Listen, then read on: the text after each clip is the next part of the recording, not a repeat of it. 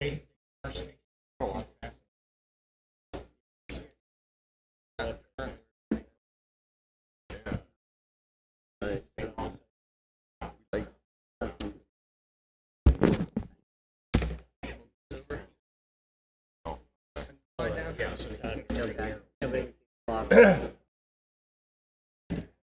way I can see if something pops up.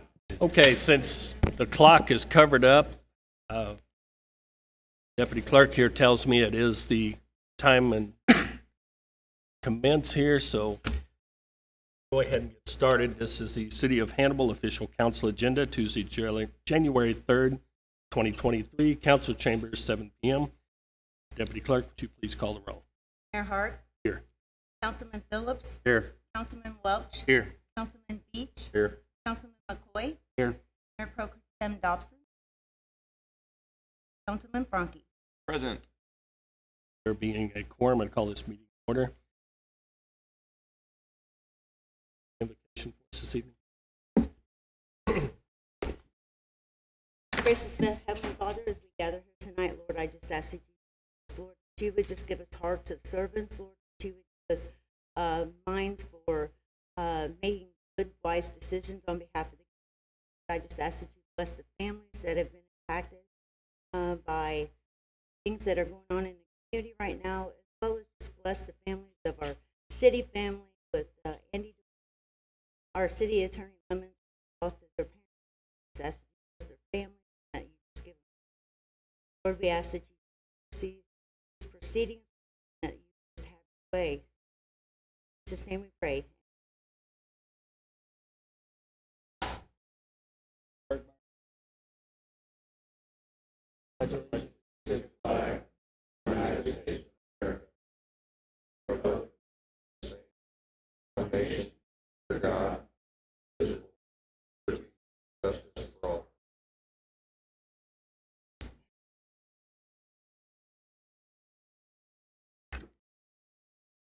Council, at this time, I'd ask for a motion to excuse Mayor Pro Tem Dobson. He's not going to be here this evening. Second. Motion is second. Any discussion? Hearing none, all in favor, say aye. Aye. Opposed? Motion's carried. Now requesting motion to approve the agenda as it is posted this January 3rd, 2020. Second. Motion is second. Any discussion over the agenda? Hearing none, all in favor, say aye. Aye. Opposed? That motion's carried. Now seeking a motion to approve payroll and claims for the second half of December 2022. Second. Motion is second. Any discussion over payroll and claims? Hearing none, all in favor say aye. Aye. Opposed? Motion's carried. First items up on the agenda is Marcia Mayfield, representing Hannibal Juneteenth.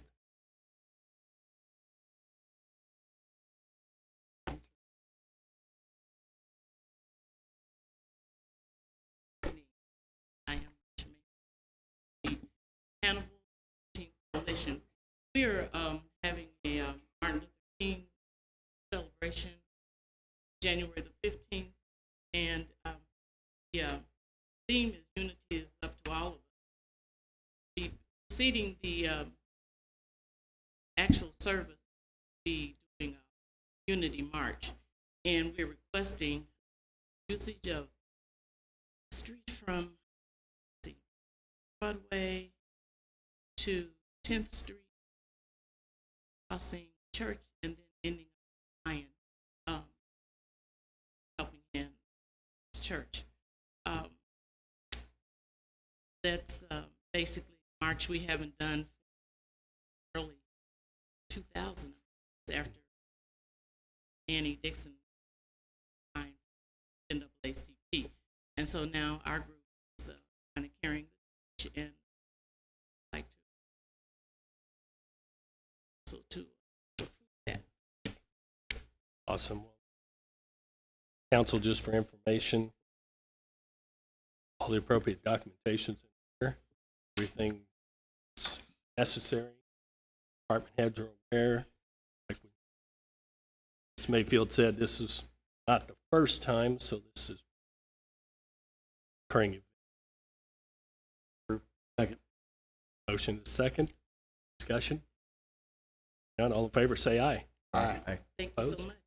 I wanted to also let you all know that we have one speaker, Council Raina Parks Shaw of Kansas City, Missouri, and her husband, Hannibal, Michael Shaw. And so they were. I'm so welcome. Invite you all to come as well Thank you. And Forward to it. where will that be at? at the Helping Hand Helping Hand? Church. Okay. 1:30.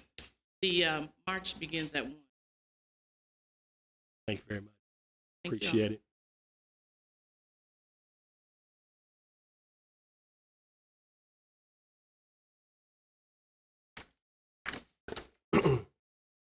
Council, next item on the agenda is Mr. Kyle Croner with Missouri Department of Transportation.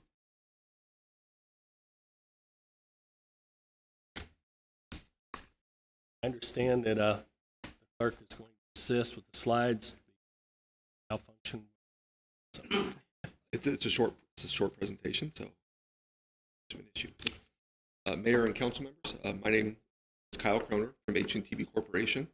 H&TB has been hired by the Missouri Department of Transportation to assist with the US 61 Expressway reevaluation study. What H&TB is doing is assisting with some technical work as well as some of the public outreach. And we prepared I would call a brief study update and kind of a what's coming next for this study presentation for you here today. Also with me, I have Jared Nolan, Chris Knapp as well, Missouri Transportation. Before I dive into the study update, just for those of you who may not be quite as familiar,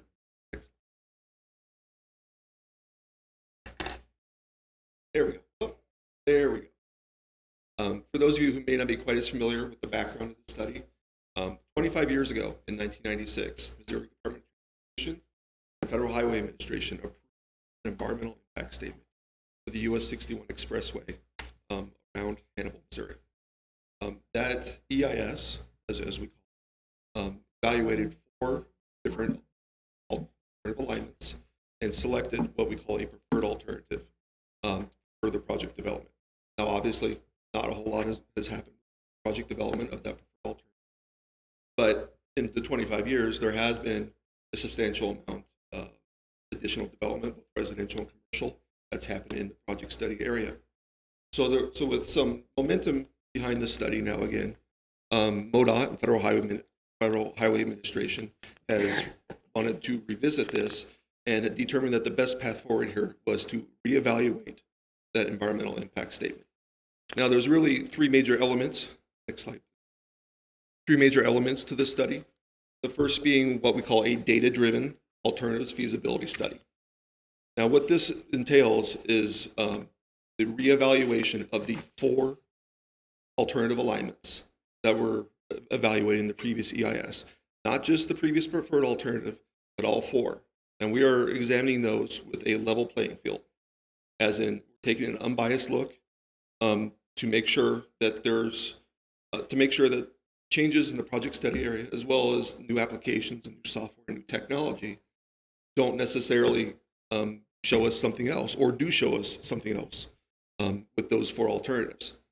But the point of the alternative feasibility analysis is to determine, is there a feasible alternative to move forward with here? Or there is the potential that there is not. There's also the potential that there's more than one feasible alternative.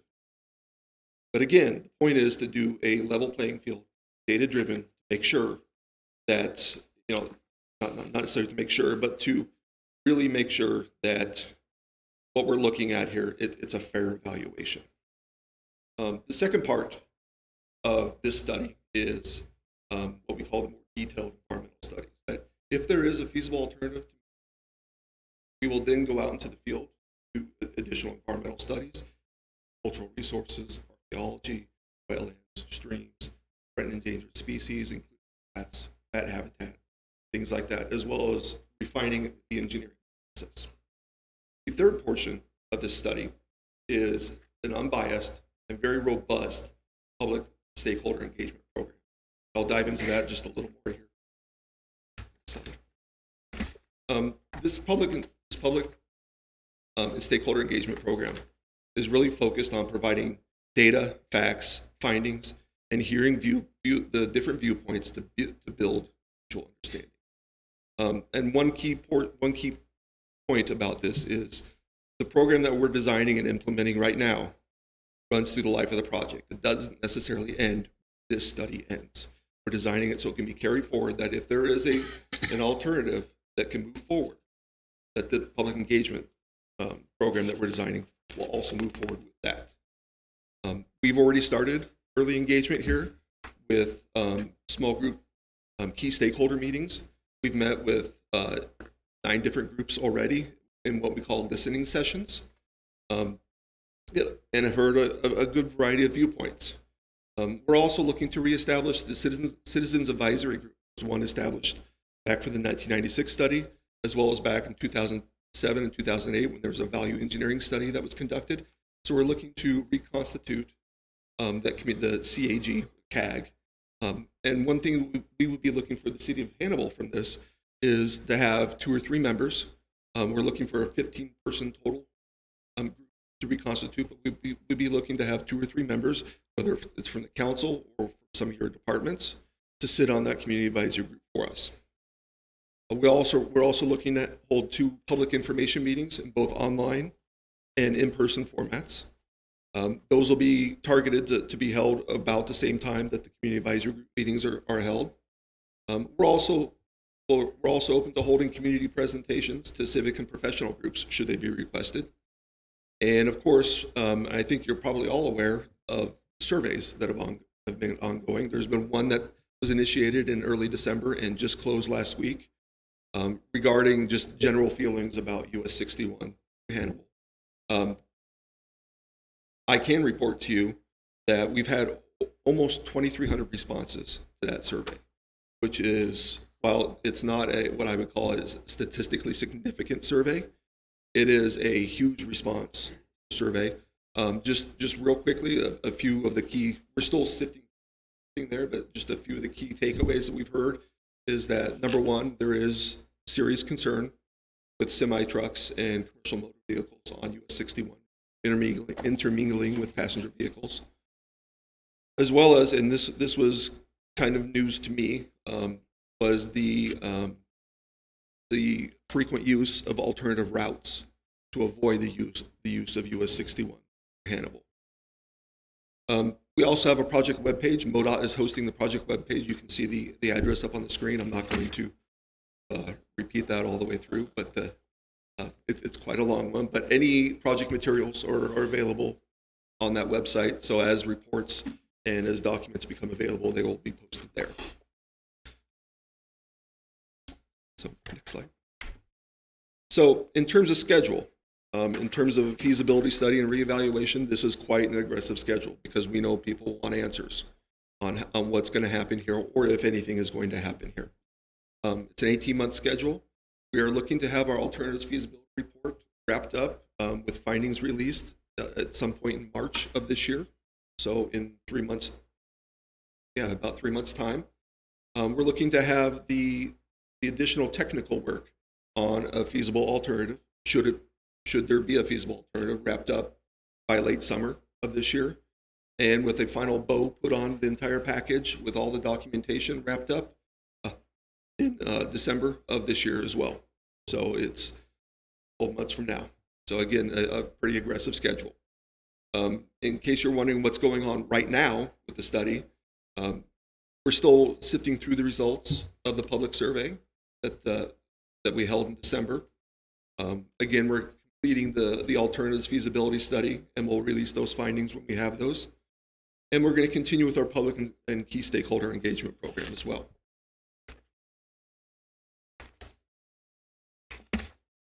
And lastly, there's a lot of points I'd like to make and considerations to council regarding this study.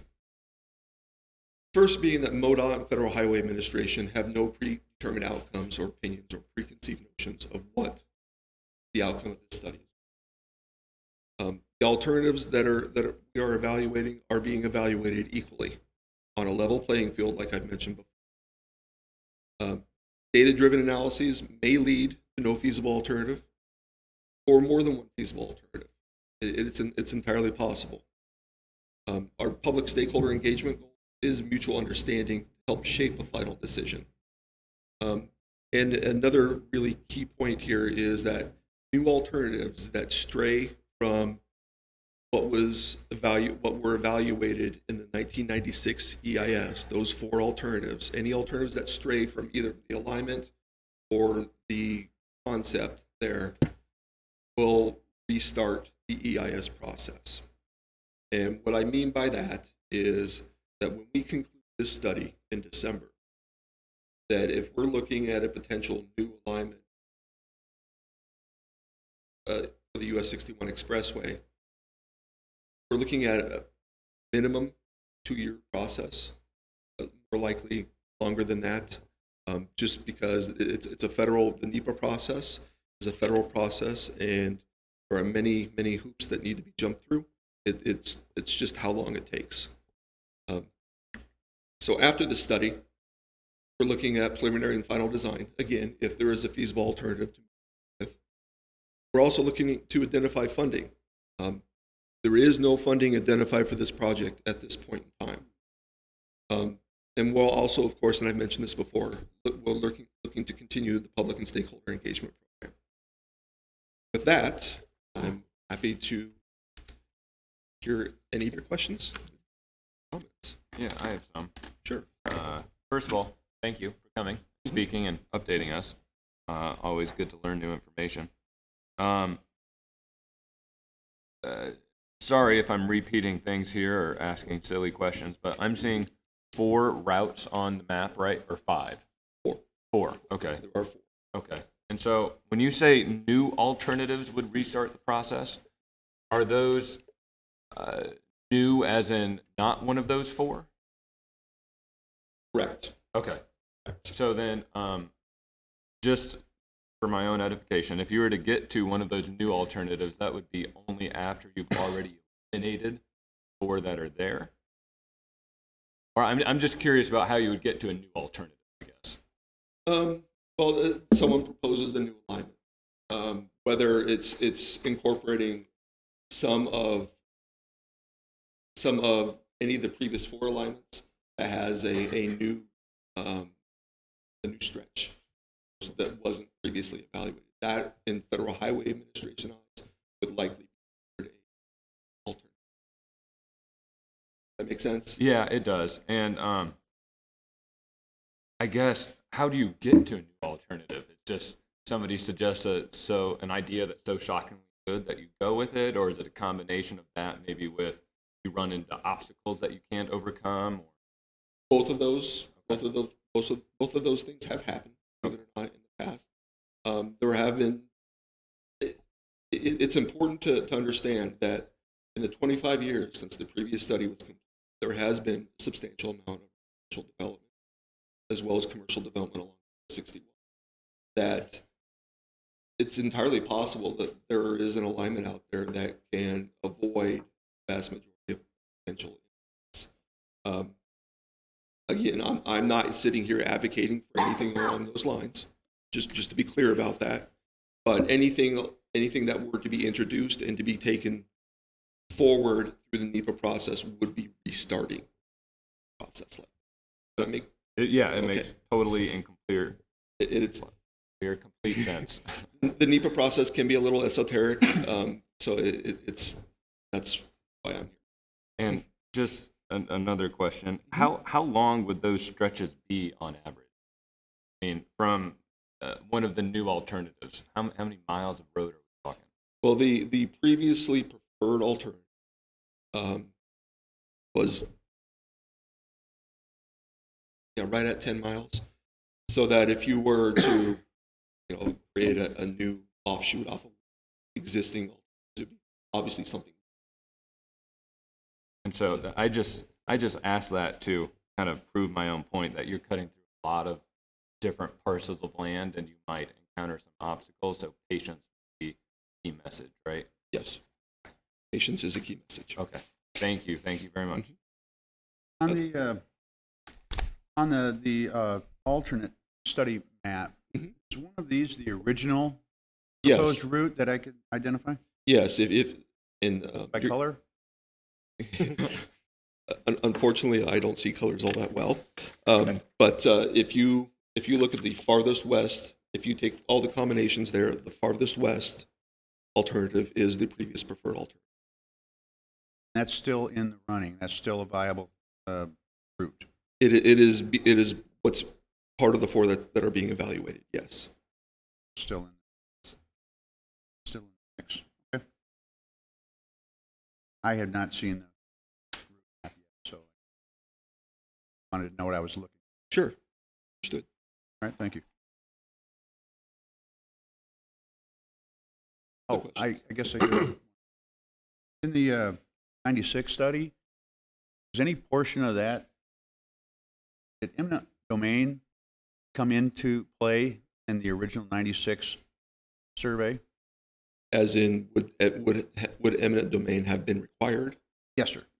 Yes, that would have been evaluated as what we call right-of-way acquisitions or takings. So yes, that would have been taken into account, and Yeah, I it would figured- also be taken into account. I figured it would Yes. more than likely. Again, thank you. Question? Thank you very much. Kyle, thank you for coming tonight. We appreciate it. My pleasure. Thank you.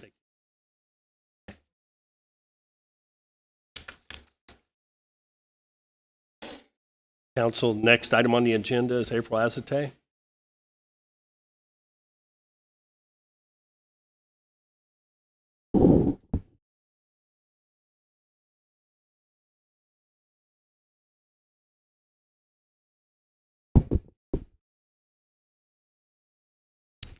So each of you are not ready. Like to. So later this week, I will drop them at.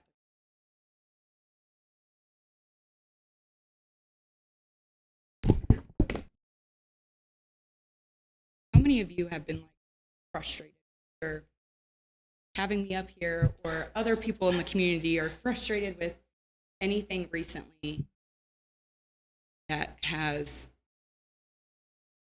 been difficult to address or deal with? I mean, I figured everybody would raise their hand. I want to hear where you're going with it. Right. It's not a trick question. The reason why I asked it is because I feel like you guys are just as frustrated as people in the community. I feel like a lot of things are very muddy clear.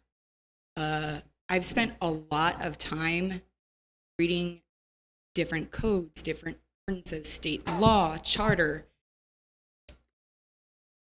and it's very muddy. Nothing is really defined, and I'm sure you guys have heard the saying, too many chiefs, not enough Indians. I think there's an issue with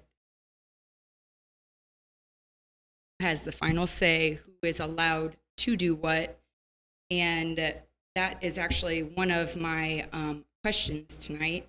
I don't know if that's a James question or whoever. What type of city government? Just so I know, because I've done a lot of reading lately, but I just want to make sure that I hear it from the horse's mouth, basically. Here's the thing. I don't want to go too far into the weeds, but let me suggest to you. Hannibal was historically a mayor-run city, which means that the mayor was the chief executive of the city, council was the governing body, the mayor ran things. They switched to a charter form of government. They left mayor at that time. But then later, they moved over to city manager. That's probably where some of the discrepancies and issues arose is, and it's probably not appropriate for me to beat up other lawyers because it happened before I was born or when I was a little kid, as to some of this stuff. But the problem is that there are things that work better with a mayor-run city government than not work so well with a city manager form of government.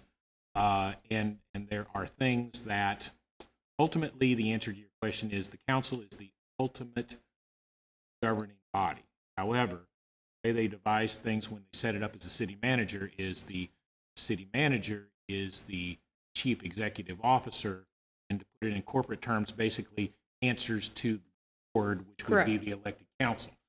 Problem being that because there were additional things that occurred prior to there being a city manager that they didn't change, there are some things like, or one of the points I think you're making is in regard to the city clerk answers directly to the council, because that's always the way it was done.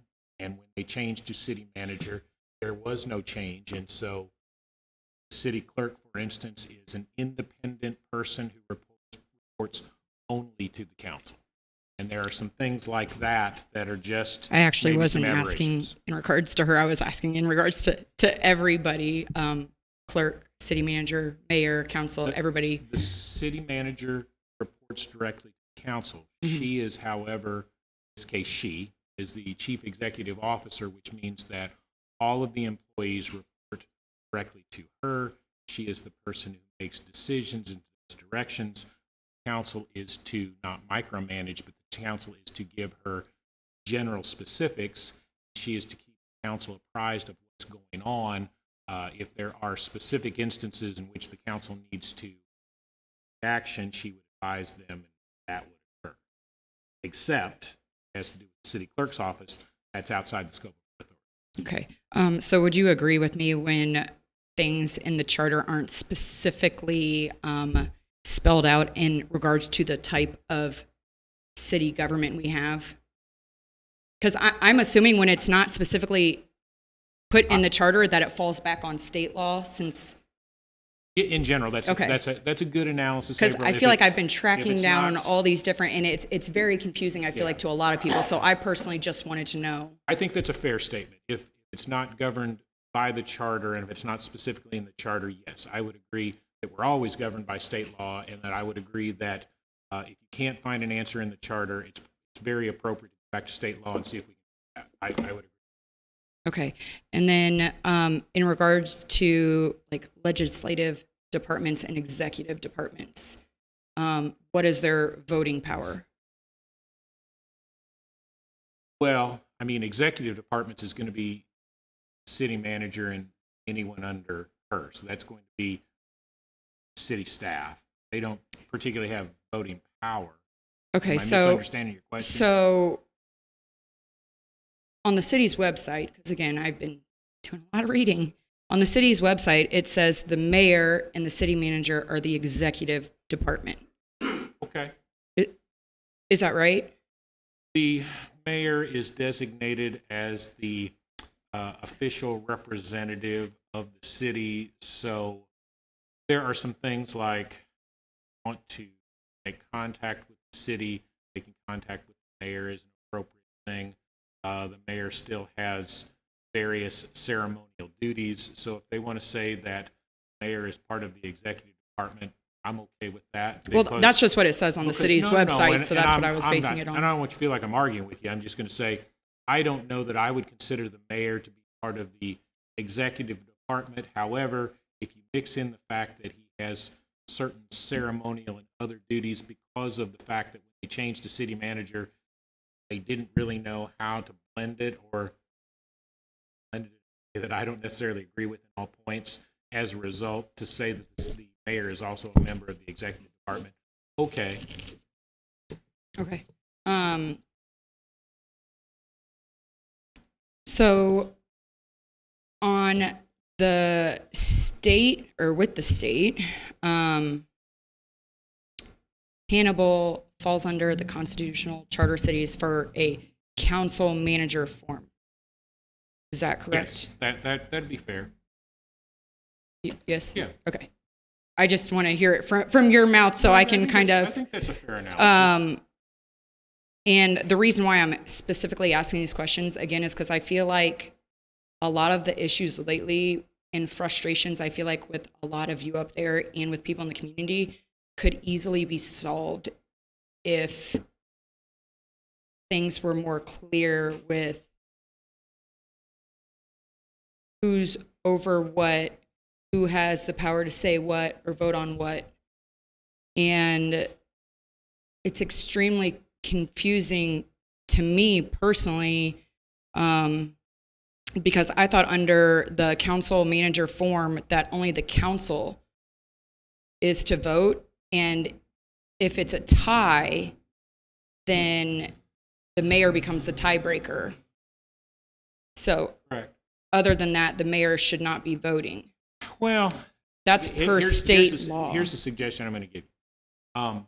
I took that position in a case up in northern Missouri, and the judge told me I was a moron because the mayor in that city did not vote and followed exactly that case law that said the mayor should only vote if there's a tiebreaker.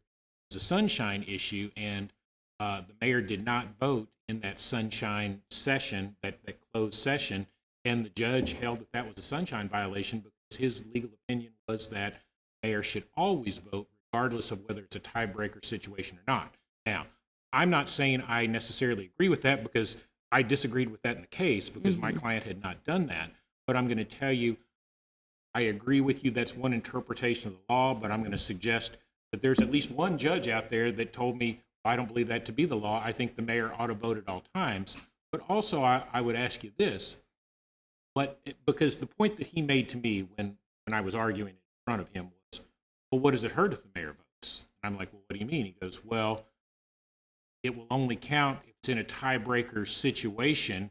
What issue does it take whether the mayor votes or not? And I'm like, okay, I think that's a valid point. So mayor's vote's only going to count if it needs to break a tie anyway. I can see that side of it, but Right. I think more so recently with certain things that have come up, and I know the clerk switches up the order of which way the voting goes, so you never know which way it's going to go, but regardless which way it goes, the mayor's in the middle, and I feel like it might affect how other councilmen vote when they're seeing and hearing how the mayor wants to vote. I feel like it at times sway votes, and before our current mayor, no other mayor voted unless it was a tiebreaker from all the research I've done. As long as I've been the city attorney, the mayor's always voted. Mayor always voted. Now, that may be a holdover from the time when they were a mayor-run city and no one ever changed it. But as far as I can tell, and of course, I was not the city attorney when they first changed over to a city manager form of government. I was living in town, but mayor, as far as I'm, certainly as long as I've been affiliated with the city, the mayor has always.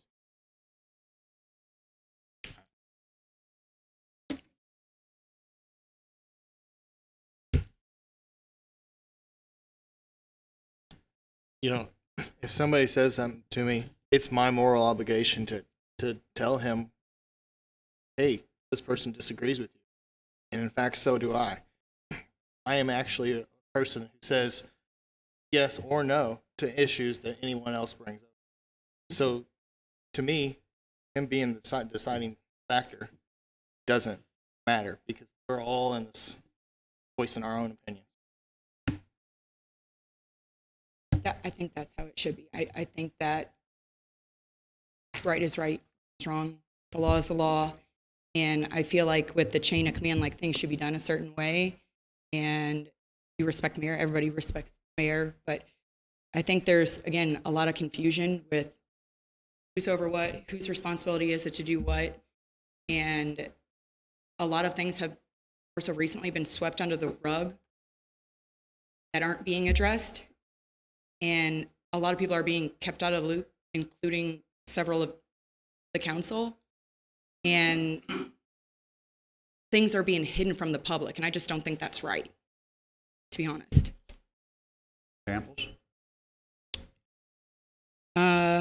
For example, the email last summer, as soon as the clerk, mayor, manager, and Dobson got that email, they should have immediately notified the rest of the council. That's just my personal opinion. To me, I always say it takes teamwork to make the dream work. And you guys are all supposed to be a team up there and doing what's best for us, the people, you know, the community. And to me, trust is everything. The community, the people, we're trusting you to do what's best for us and everybody here. And when you're keeping other people out of the loop, it makes us question your loyalty to us, the community, and whether or not we can trust certain people, if I'm being honest. Again, more so recently, I think that a lot of things haven't been addressed, and certain people's responsibility as to their job duties that fall under their job duties that aren't specifically in the charter, that to me, when I've looked them up on state law, they're not being fulfilled or carried out, and people aren't being held accountable. And to me, if I do something wrong, I'm going to be held accountable for my actions. And I feel like that should go for the same for all of you as well. I'm just being honest. I am in agreement. I was just, again, interested in your examples. Find that example fitting. Any others? That, For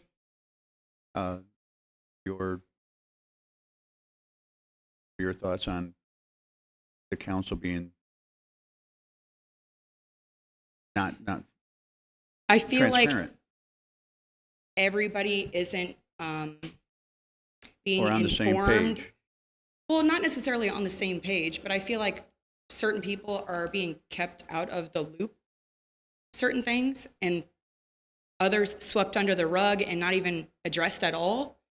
And certain people are making those decisions that shouldn't be making those decisions. Those decisions should come down to certain departments or to the council, from what I've read and looked up for state law or our charter. Because again, like I said to James, I've made the assumption, and correct me if I'm wrong, but if it's not specifically specified in our charter, that it would fall back on state law.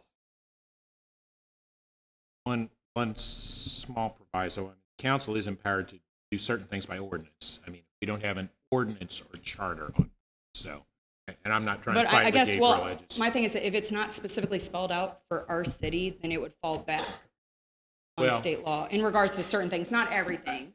Here's the thing. State law specifies something. State law always trumps.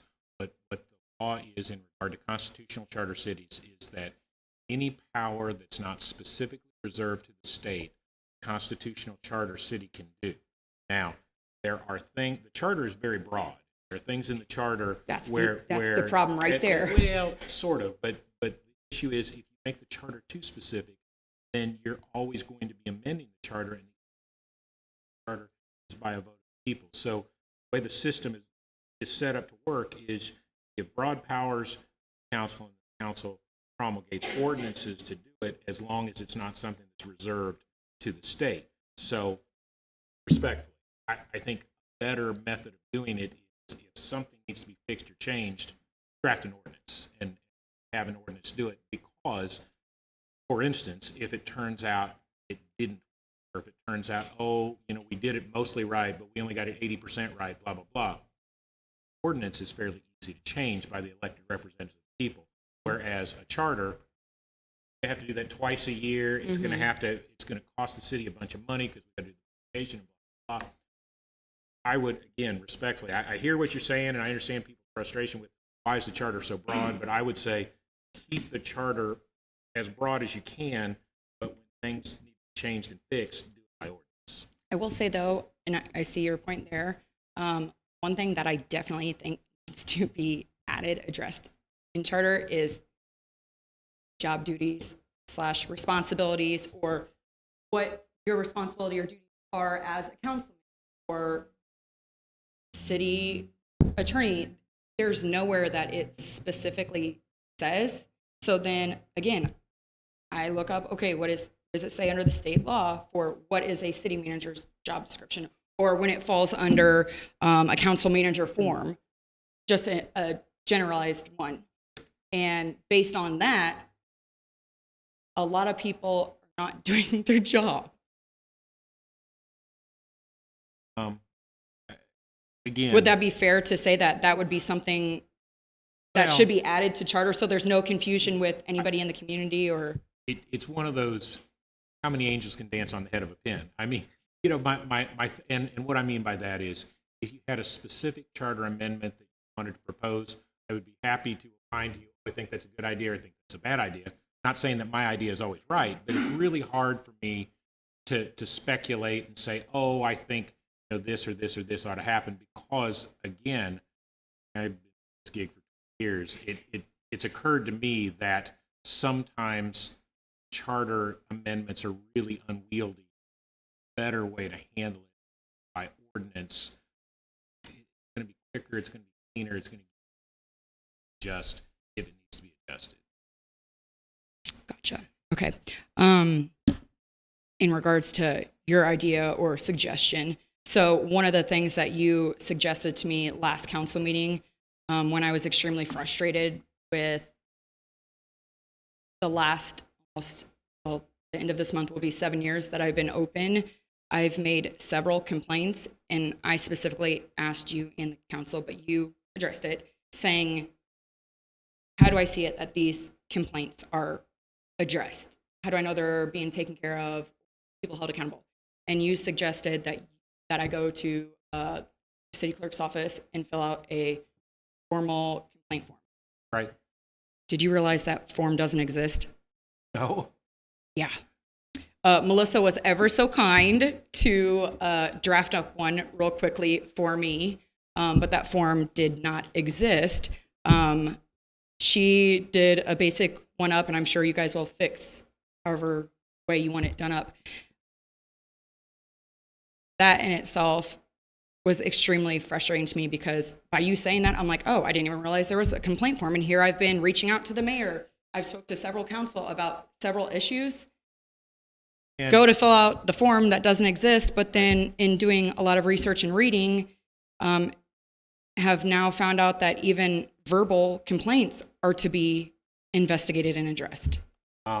and I would not disagree that complaint ought to be taken seriously also.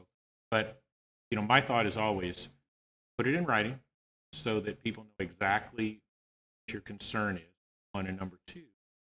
And with all due respect to the city, put something in writing makes it much harder to say later that, well, I understand or that or whatever. Putting complaints in writing is a good idea. I know, maybe I shouldn't say I know. I believe that we have complaint things. I've seen some complaint. I presume we had a similar thing. I apologize for advising you to do something like this. I know that I have seen written complaints which have come across my desk to say, hey, we need to review this. Let's talk about what ramifications are, et cetera, et cetera. It's my presumption that was some type of a standardized form the city had. I have seen, like I say, I have seen written complaints, and I believe they were in Melissa a dug and form. dug and dug. She did a lot of digging. Also, in regards to that, there's been multiple times that I've come in that certain forms have changed, certain things have been taken off. But in regards to my complaint form that I filled out, did all the council get that, by the way? Yes. Yeah, okay. I just wanted to verify that everybody got it is all.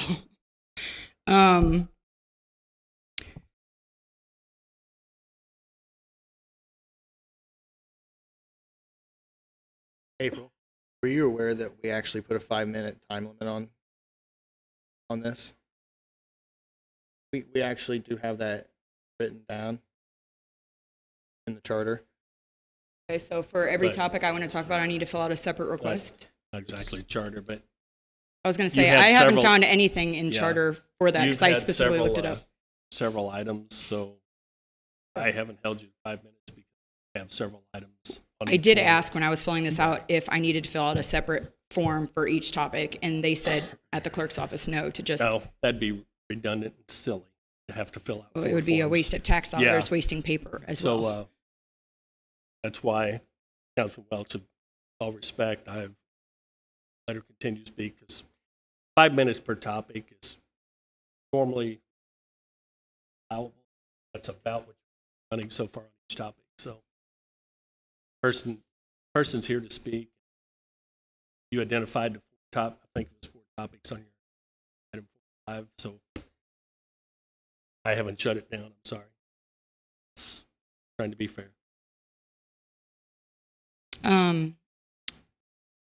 I'll just ask one more question since it seems like I need to get on the agenda for other things. Is there an investigation being made? I'm not asking details, but I think several people in the community would like to know if there is an investigation being done from everybody being here last meeting. I believe I can disclose is that affirmative counsel outside agency now are in that I don't know. Sorry, I can't hear you. Oh, I'm sorry. I'm speaking low. I'm probably. What I said was there was a vote. There was a vote to retain an outside agency to do an investigation. With the holidays and then with the personal stuff I had going on in my life, I have to be honest with you. I may have lost track of where we are in that. I probably need to follow up and see what's going on. But there was an affirmative vote to do By that. a and the third council party or? to have a third-party investigation done. Yes, that was the vote of the council. That's a release. It wasn't closed session, but it was a vote. I believe it's a releasable piece of information. I quite frankly don't know specifics. I probably need to follow up on that. But again, our last meeting was shortly before Christmas. Then we had New Year's, and then had an issue in my own family. So this week would normally probably be when I would have been looking at it. I just haven't had the time. Okay. And correct me if I'm wrong, but for public transparency with closed meetings, isn't it correct that within 72 hours, how the council is to be made public? For the state, yes. that's what I was told. You really Yes, have and- done your research. Yes and I've no. done a lot of reading. Yes and no. Not everything that gets voted out of the council is releasable within 72 hours. However, good general rule of thumb is that information will be released after 70. Okay. So then it's fair for me to ask how the council did. Unanimous. Every single person said do it. Thank you. I will get on the next agenda to discuss other things so I don't hold up. April. April, thank you. Okay, council, under my name for recommendation of reappointment for first reading to the Industrial Development Authority, Jeff Evans. Reappointment for a term to expire January of 2029. There's no this time on that. For the Tree Board, first reading, Harry Graves. Reappointment for a term to expire September of 2026. And no roll call on that item. To the Police and Fire Retirement Board, second reading, Dalton Ben. Appointment as an alternate, term to expire December of 2025.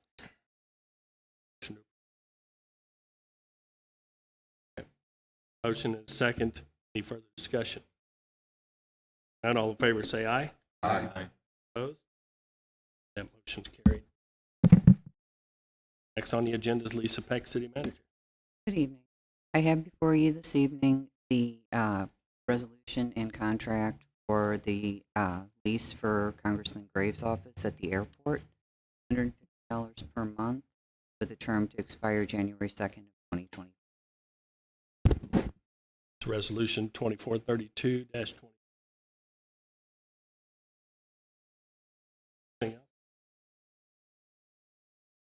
Mr. Lemon. Mayor, as most people are aware, the voters have spoken, and the Missouri Constitution has been amended to provide that it is your constitutional right to smoke marijuana. As a result, people will be able to sell marijuana. There's a process they would have to go through that. The constitutional amendment also made provisions for what would have to happen if the city was going to charge a citywide sales tax on marijuana. It sets out a specific set of rules. The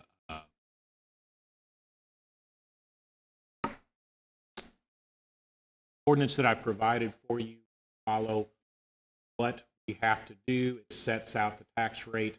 as the tax rate is set out in the ordinance. If you were going to have such a tax, you will take that to people. If you want to do that on the next available election, we need to have 2 readings in January.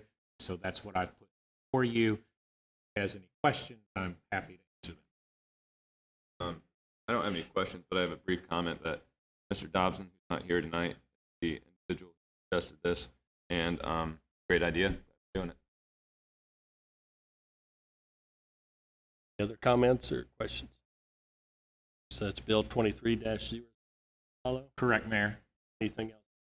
That's all I had. Should have called sooner so we'd have time to get up here with Darren Gordon, General Manager, Hannibal Board of Public Works. Darren, I noticed you getting ready back there about 60 seconds before you thought it might be your turn.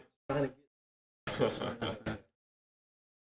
that the result of a New Year's resolution, or? All right, you're gonna lose. I'll lose my man card. I went and was building snowmen with my granddaughters. I slipped, fell. I now have enough hardware in my ankle that I will not be able to get through airport security ever again. But so when I do it right. How's that for being an overachiever? I am here before you to present to you a resolution to establish a funding source for the Hannibal Board of Public Works stormwater system. I will go briefly through a little bit of the history of what's gone on and absolutely open it up for any kind of questions you may have. In September of 2017, Mayor and City Council gave to the Hannibal the authority, the right, and the duty to establish a stormwater utility. Now, I want to make it very clear, one of the things that the city still maintains is they maintain the above ground stormwater system.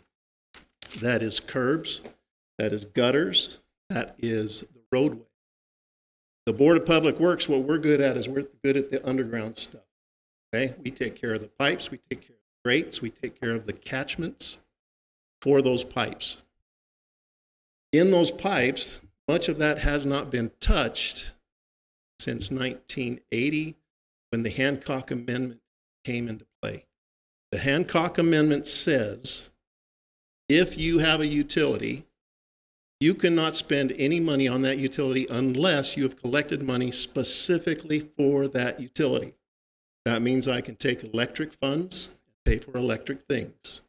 I can take sewer funds and pay for sewer things. If I do not have a stormwater fund, I cannot do stormwater things. And since that time, there has been little done for stormwater systems. I have with me some pictures that are just fantastic. They will be on our website. They are available. And they are horror stories of the things that have gone on. Let me show you just one in particular, because one of the things that's really, really not cool about utilities is that nobody knows what we do until we don't do it. This is a picture, and I know you guys cannot see it whatsoever, but I'm going to put it on the table and I'll leave it here. This is a picture of Grand Avenue. This was a picture of July of 2022, just a few months ago. And this is a car that's going through about 8 inches of water as it tries to go uphill against the tide. And the water is entirely through the middle of the intersection, and it's flowing even more. What's really cool, and now this is because I'm a utility nerd, is right across the way when that car leaves, there is a grate right there. And you can see this is actually from a video, not just a still shot. You can see the water that is hitting that grate and bouncing up and over, not going down and in. One of the problems that we have is that it has not been, our system has not been cleaned. Again, in here I've got pictures of entire ductwork, storm drains, that's about a third full of debris and rocks and everything. So even when we get this stormwater utility funding source passed, it's going to take us a while just to get the thing all the way cleaned out. You're not going to see it right to begin with. It's not a quick and instant thing. We went to Black and Veatch back in 2017 and asked them to provide a study of our stormwater needs. They did a fantastic job. They came back to the community, and in the year of April of 2019, we went for a vote. That vote and the rates that were prepared had to do with what's called pervious and impervious surface. Because we want to be as fair as we can possibly be, they said, all right, we're going to take your acreage that you own. We're going to recognize what doesn't absorb water. We're going to subtract that from the total amount.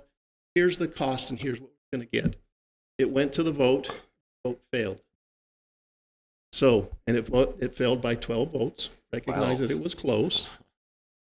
But we recognize also that if that didn't pass, then we've got to change it up and do something different. We went back to Black and Veatch.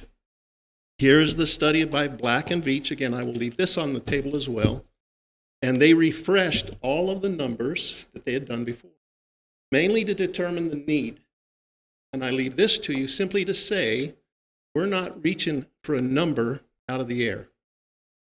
They have looked at a 5-year plan. They have looked at a 10-year plan. We plan on taking at least 10 years to get things moving. We are not going to ask for a sunsetting.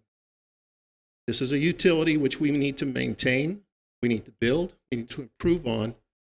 We're going to ask that this rate, this tax that we're going to ask you to put on the ballot, does not end. We recognize that's a heavy lift. That needs to happen. One of the things that Darren, before you keep going, I think there's another good point to make right there. Could you talk to us about MS4 permits? Absolutely. Okay. So one of the things that I show you the picture of that water that's gushing down the road, that has to do with water quantity. Now, will we ever completely stop the roads from flooding? Absolutely not. But we will mitigate it. We will improve it. We will improve the safety of people being able to travel up and down the roads. MS4 is a government regulation speaking to the quality of water. In other words, we can't have so much oil, we can't have so much grease, we can't have so much nitrogen or phosphorus going from our roads into Bear Creek, into the Mississippi, into ultimately the Gulf of Mexico. MS4 is a federal and state law that we have to comply with. Perpetuity? In perpetuity. Well, if you ever can get the federal government to drop a regulation, you let me know. Okay? But that's not going to happen. One of the other things that is scary is that we are not the only community that does not have a funding source for stormwater. And what we hear in the industry itself is that the Department of Justice is starting to go after communities that are not able to create that funding source. So I'm telling you that to scare you a little bit. It should. And hopefully the citizenry hears that as well. We're doing the best we can, but that is a concern. So thank you. Very, very good question. So we have gone to Black and Veatch. The bottom line is they came back to us and they said, you're going to need approximately $4 million a year. They looked at the entire amount of acreage in Hannibal. We also considered whether we could, at the voice of the people, include the nonprofits or if we needed to exclude them. Under the advice of council, I'm pointing right at James and the Lemon Group, they said that we should not take and include the nonprofits in that. They are approximately 20% of our land mass. And so, with that, these numbers, I believe, have been put on your desk in front of you. We are looking at a gross property tax for stormwater utilities. This is an easy number, 567. It's $567.15 per acre. Now, let's look at what most of the folks handle. There's a number right in the middle. Holding this over my shoulder here. I don't know if anybody. I test for everyone. We looked at it. Some people have homes that are on approximately 1/10 of an acre. We have people that are about 2/10 of an acre.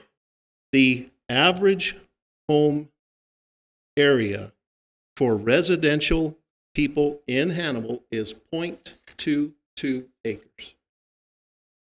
So if you do the math, what we are asking is that for the average citizen of Hannibal to allow themselves to be taxed at $124.77 per year. You break that down, that's $10.40 a month. Okay? So I'm hoping that that can kind of help put some perspective. Those folks that have the 1/10 of an acre, talking $56.72 a year. Those that are larger, we'll let you do the math. It does get recognized expensive for those that have more. Okay? But it is based on property size, gross acreage. Now, always come back to as fair as we can. I believe it is simple. I believe it is fair. And part of that is those people that live on top of the hill, they don't have any problems, right? But they still drive their car down to the and the folks at the bottom, they still have to drive too. So this is truly for the greater good of all. This will occur. Now, be quiet. I'm going to shut up. I would ask that you approve this for the first reading. We'll need the second reading later on this month so that it gets on the ballot for April 23. The final thing I will say, this is very difficult. Again, something that I've learned about the Missouri is that I cannot go out and tell people, vote for this. I can only educate. But I will educate with this, that very picture of the flooding of the roads. If we pass this, we will be able to mitigate that and improve the safety of our roads in storm conditions. We will improve quality of water coming off of our roads and going into the Mississippi River. If we do not, we will continue to have roads and storm drains grade. And we've already, again, hate to run on that fear thing, but we've had some examples already of roads blowing up, of people, youth falling into holes, walking to school. We know that we have a deteriorating stormwater system that needs to be attended to. And this is the mechanism. Thank you. Any questions? Yeah, I do. I support this. Probably obvious to anybody who paid attention to this topic. But before I get into that, I just wanted to say I'm a little jealous of you, Darren. You have a gift for public presenting, and that was very convincing. So thank you for the time and research and dedication to this topic, and glad to know that we're on the same team. And the cost is a tough pill to swallow, but I think it's a necessary pill. When I was still on the utility board, Matt and I back there, and Abe used to have kind of napkin math conversations, the kind that they can't be realistic because there are so many known unknowns that they just can't be, so you have to do it on the back of the napkin. And the napkin math conversations that we always had about stormwater were that there were roughly $100 million in deferred maintenance and repairs that needed to be done to the system. And even though that can't be computed on the balance sheet, I mean, it might not be on the balance sheet, but it is literally in the community as a debt that needs to be paid down. And if we don't improve a funding source, it's not going away. In fact, it's going to compound and get bigger and bigger year after year until instead of increasing linearly, by the same amount each year, the expense is going to increase exponentially until the whole community is literally underwater. And it's a tough pill to swallow, but it's a necessary one, and I applaud you for this work, and hope we can pass it. Thank you. Thank you. Appreciate the support. So again, we have Union that just finished. That over there was an issue there that had to handle. The city aware of that through grants, etc. that project, when it's done, is right around $800,000, I believe. If you look at that, that took a storm drain kind of across the road down a little bit. You drive over that, that's a pretty squeaky little small thing. It takes a lot of money to cover these, repair these things. Yes, we're asking for a lot of money, but it's going to be very well, wisely used. The other thing I've worked at here at the BPW, and we've achieved it, is that we have employees who are dedicated. We have finances we are squeaky clean on. I believe we've earned the trust of the people, and that's what we want to play on. That you can trust us with these dollars to do exactly what we're saying we're going to do, and do it the very best with it.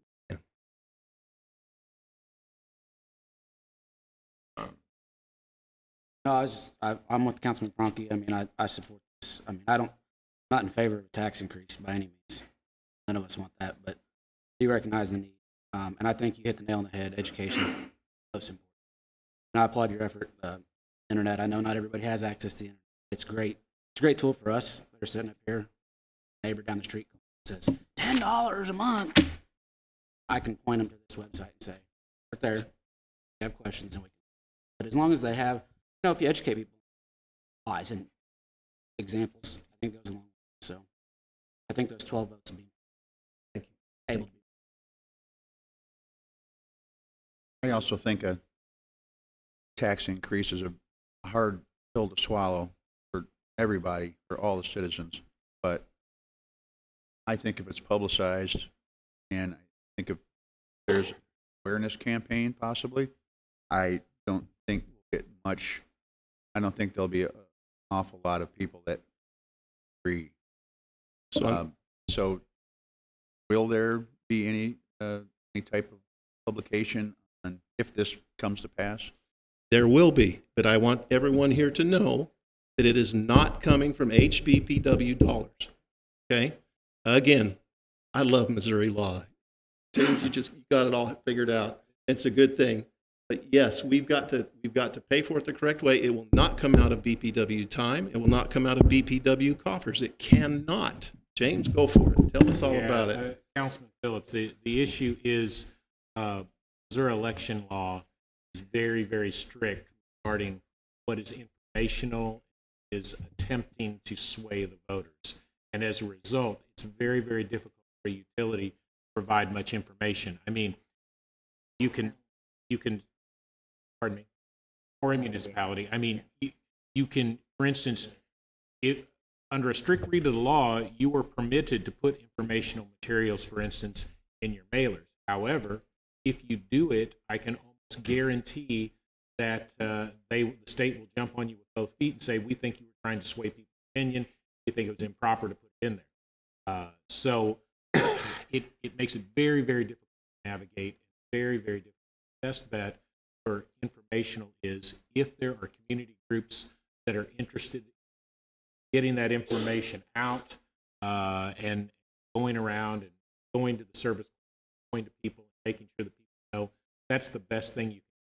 Because as Darren pointed out, we do not want to go the way of some cities on both the east and west coasts where they've come in looking at them this type of violation, and they come in and it's called the consent order initially, which is, if you voluntarily just come and dig into your coffers and start doing this stuff, we won't make you. Then if you don't, they will enter an actual full order in which the federal government will say, the city of Hannibal will spend $10 million every year on their sewers, and you'll just have to take the money out of the general revenue, which means less police cars, less fire trucks, et cetera, et cetera. So that's why the idea is it's a much better idea to get voters' consent, allow them to have control over it, and let them know what's going on.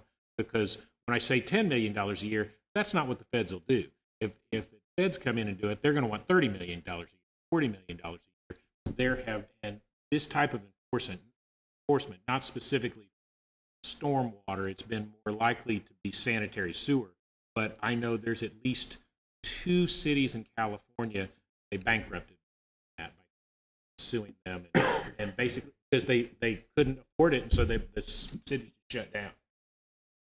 So as we have this meeting right here, as we share this, I'm hoping that there's some citizenry that actually feel this is of value enough that they'd actually open their mouths, advocate for it, that they would, and share it that way. One of the biggest things we do is people are going to have to be motivated. Understood. My actual point was, I'm in complete support, and I understand those complications now. Before I make a motion, I have a question. Is it Prop S for stormwater? Yes, it is. Okay, I like it. I like it. So make a motion to. I think go. we've actually got okay. a bill to follow. Gosh, good thing you're here, James. No, not always. But today, yes. But yeah, there is a bill on for first reading tonight. Cool. I just don't remember the number. All right. Thank you very much. Thank you. 23001. Hi. Thank you. Thank you, Aaron.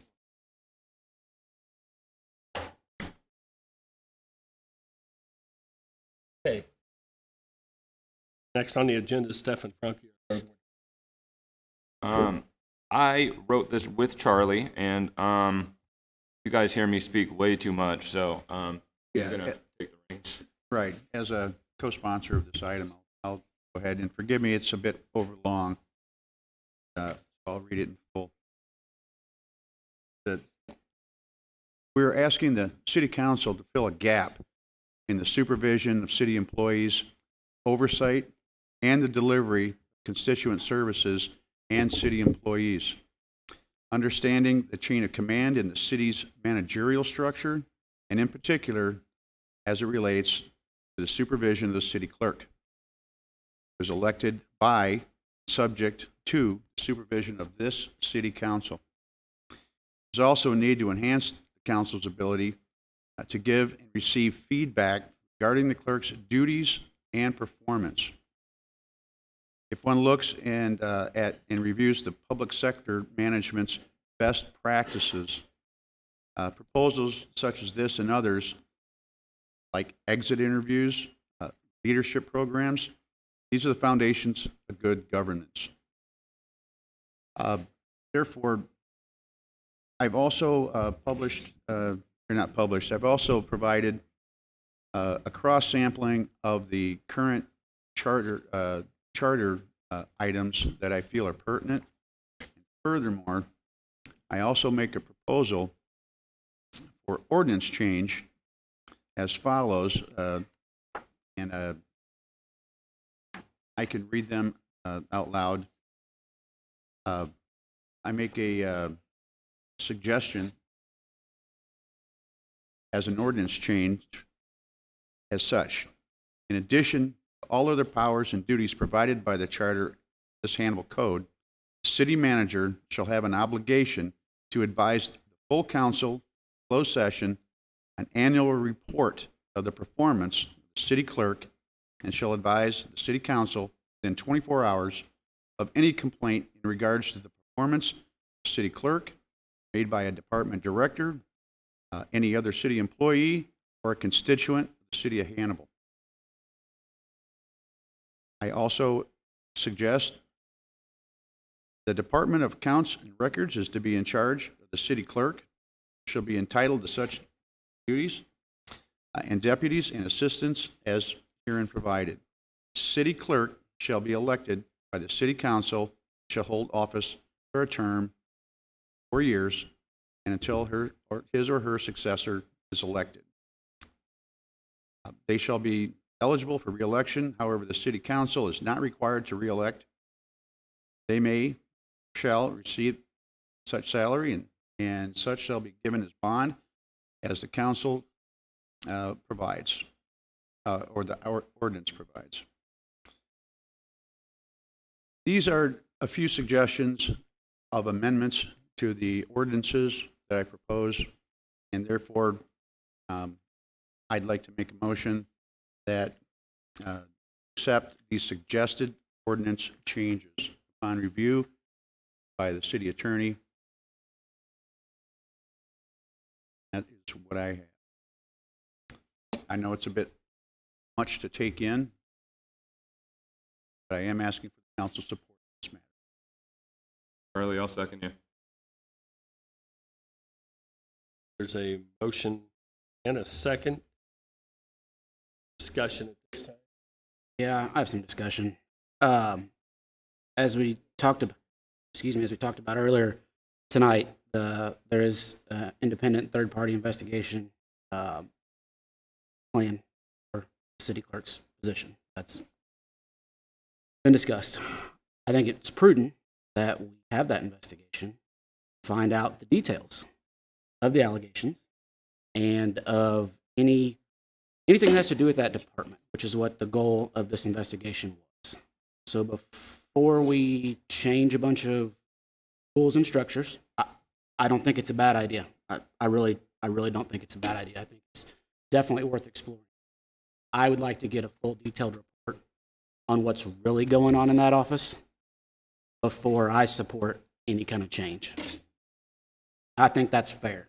I think that should be fair. Yeah, I tend to agree with you, Daryl, in general, but not specifically. That I do think. And I think structural changes at this juncture would be a bad idea, too. And that's specifically why we approached it from an ordinance update, charter update. So, and the caveat that I'm obviously about to point out is that when it comes to type of allegations that have been made, they're of an urgent nature.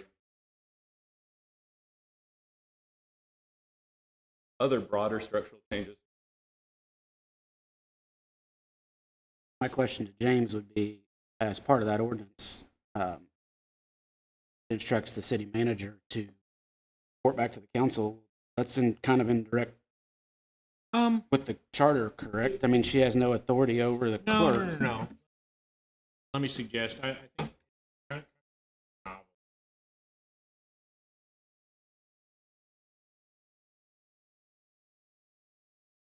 of like a tattletale, but it identify idea. City manager acting.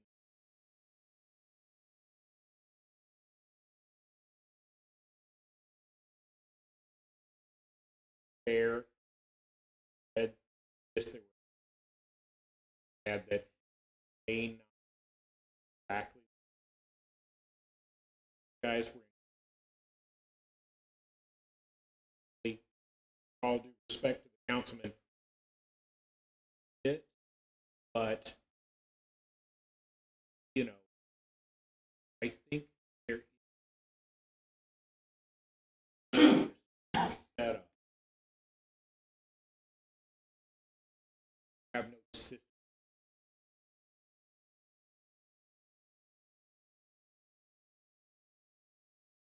Make the same argument about the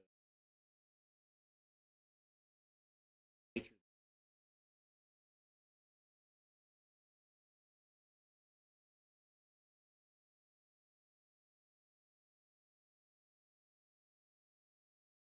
I think that's great. Way the structure now need to probably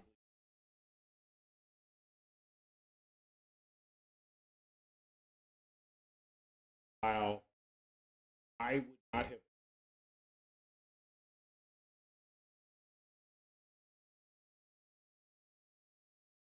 I think it's potentially a valid suggestion.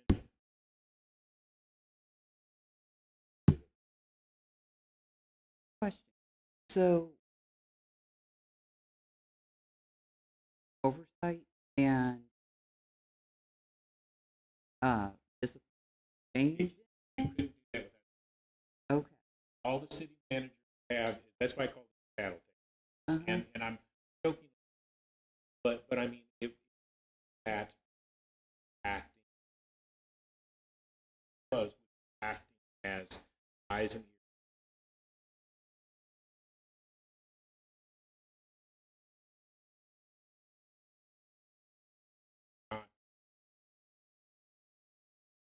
City. It would not make you respond. It would not make you Right. respond.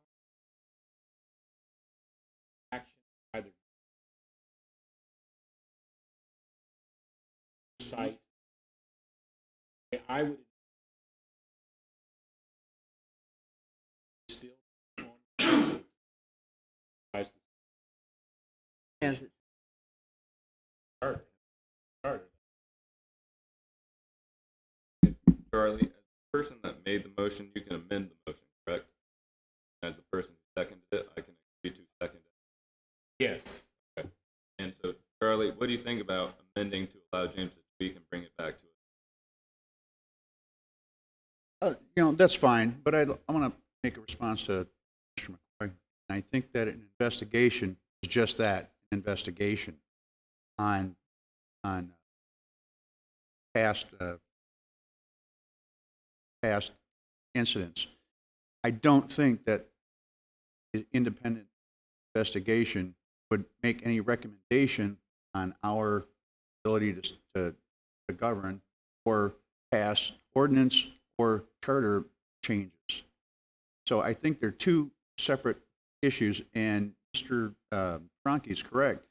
I believe time is, a lot of time has gone past, and just don't know that it's wise to let more time pass. But again, I think that an investigation should not have any impact on our ability to make ordinance changes or charter. That's the way I see it, which is why I co-sponsored this. And I think that's just my opinion. But Mr. Franke, at this point, no, I do not mind making an amendment to my motion to table this until the next council meeting pending vice mayor. Not I don't think he really wanted you to table. I think he just wanted you to amend your motion to instruct me to make some tweaks to what you had originally planned and bring something back to the council in weeks. All right, to take a look at and see what I the stand thoughts are. corrected.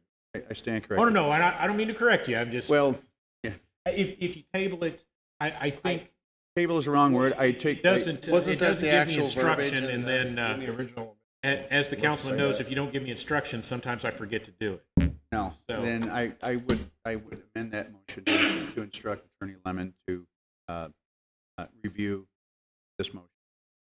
I'll second. And again, with all due respect to Councilman Phillips, that's your opinion, and my opinion is I think we should have a full understanding of how we got to where we are before we talk about changing any rules. One thing at a time. You guys talked about I am in agreement. time, and I don't want to go down this road tonight. I don't have the time or the energy.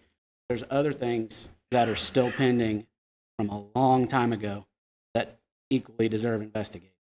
So, to your point, I appreciate this. I am in favor of this. I think this is a good idea for oversight for that office moving forward in the future of some form. But I still personally like to have a full idea and understanding of how we got to where we are today. I respect that. That's fine. I don't agree. I think time is now, and the more time passes, the less we are able to conduct good city business. Charlie, So let's agree to disagree on that point. Charlie, should the city of Hannibal be able to multitask? 100%. I agree. I feel like that was a pointed question. Yeah, I would. Okay. That's why I asked somebody who I knew would give me the answer I wanted. Just thought I'd throw that statement out there. There is a motion and a second on the floor. I'm sorry. Motion, sure, I got correctly. What exactly you want? Attorney, do you- The amended motion was to instruct our city attorney to review my motion. Bring it back into. And bring it, yes, with a two-week period.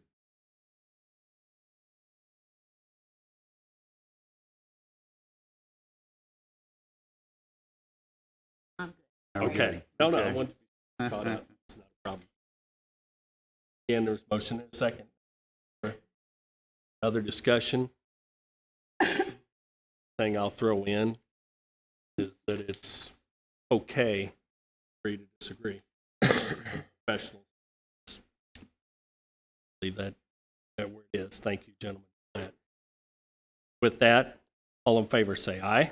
Aye. Opposed? Aye. Mayor Hart, Yes. Councilman Phillips, Yes. Councilman Welch, Yes. Councilman B, Aye. Councilman McCoy, No. Mayor Pro Tem Stops, Councilman Frankie. Yes. Motion passes. And I guess I shouldn't have to ask the audience, but James, copy? Yes. Okay. Very good. Yes, I will work on it in regards to the charter and bring something back. Very good.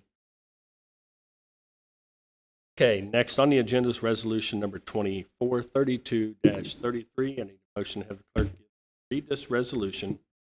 Call the roll for adoption. Second. -23. Did I mess that up? Sure. I'll restate it just to make sure we're clear. Resolution number 2432-23. Motion to have the clerk read this resolution and call the roll for adoption.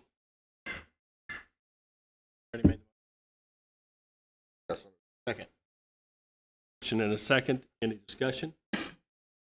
None. All in favor say aye. Aye. Opposed? Resolution number 2430-20, a resolution of the City of Hannibal authorizing the mayor to execute a district house lease with Congressman Sam Graves and the city for office space leased at the Hannibal Regional Airport in the amount of $100. Mayor Hart, Yes. Councilman Phillips, Yes. Councilman Welch, Yes. Councilman Yes. Councilman Boyd, Yes. Councilman Frankie. Yes. Declare resolution 2432-20 adopted on this day. Now have before us bill number 23-001. Motion to have the clerk display first reading. Second. Motion and a second. Any discussion? Hearing none, all in favor say aye. Aye. Opposed? Motion's carried. Bill number 23-0, an ordinance of the City of Hannibal calling a municipal election to be held Tuesday, April 2023, to allow Hannibal voters to consider the implementation of a tax rate for the purpose of funding to acquire, construct, maintain, and improve the city's stormwater conveyance. Proposition first reading. And now we have before us bill number 23-002. I need a motion to have the clerk give this bill a first reading. Second. And a second. Any discussion? None. All in favor say aye. Aye. Opposed? Motion's carried. Bill number 23-2, an ordinance providing the submission of a proposal, Proposition 1, to allow the City of Hannibal to impose a citywide sales tax on all tangible personal property sales, adult use marijuana, to qualified voters of the city, their approval at the municipal election to be held on Tuesday, April 4, 2023, first reading. Council, that is the end of the posted agenda. Is there a motion to Second. motion? On the second. All in favor say aye. Aye. Opposed?